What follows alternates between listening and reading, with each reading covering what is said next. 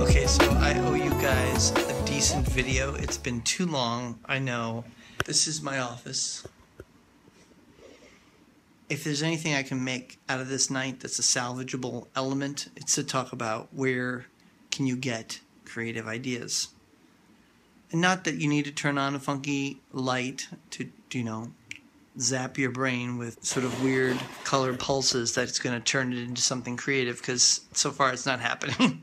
But I can tell you that overlapping different kind of conscious ideas of things, tangential connections between things that are maybe related or not, like my messy desk, is a great spawning ground for creativity.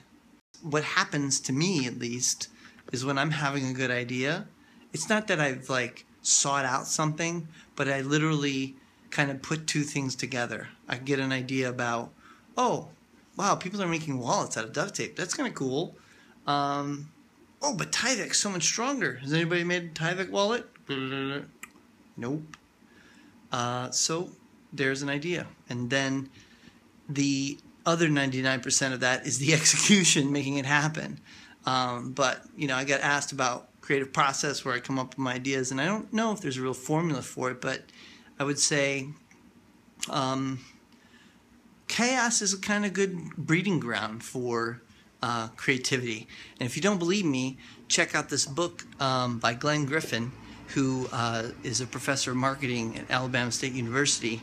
And he wrote a book all about the creative process. It's called The Creative Process Illustrated. It's really cool. Asking art directors around the country, for some of the biggest ad firms, to design or draw what their creative process was, which is just a daunting task, impossible. But what's interesting in the book is that many of the drawings are very similar, or at least the analogies that they're making about the process are very similar, which is that you drive with a lot of information and research, and then suddenly the deadline draws near, the panic grows, the terror strikes that you're going to have to come up with an idea, and then you can't avoid it. You have to come up with it now! And you get an idea. Something like that.